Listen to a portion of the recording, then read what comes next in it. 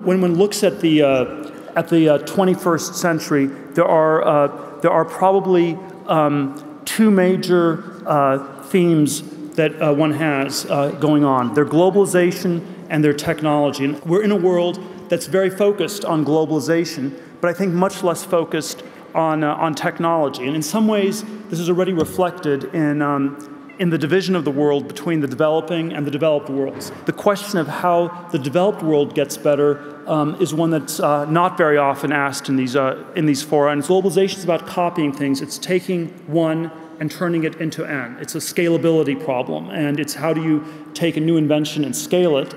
And whereas technology is about going from 0 to 1, it is about being the first person to discover a new way of doing something. And what I want, the big sort of idea I'd like to leave you with today is that there's something very different about going from 1 to N versus going from 0 to 1. And it requires different approaches and different ways of thinking about things. As a venture capitalist, as an entrepreneur, I believe the correct place to look at is still the computer age, and still to ask what will be the next area that computer technology will transform and will improve. Because if you look at the last 40 years, that's the only place something's been happening. One of the ways one of my colleagues at PayPal, David Sachs, liked to put it was that he thought that great entrepreneurs were missing the imitation gene.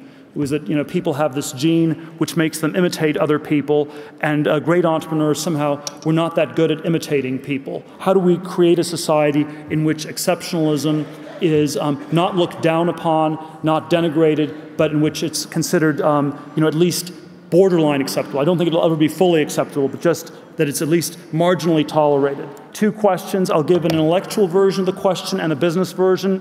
The intellectual version is, what important truth do very few people agree with you on? And I've tried to ask this as an interview question.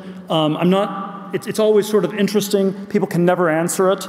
Even though they can read on the internet that I ask people this question as an interview question, they still cannot answer it. And I think this tells you something about the conformity that exists in our society at present.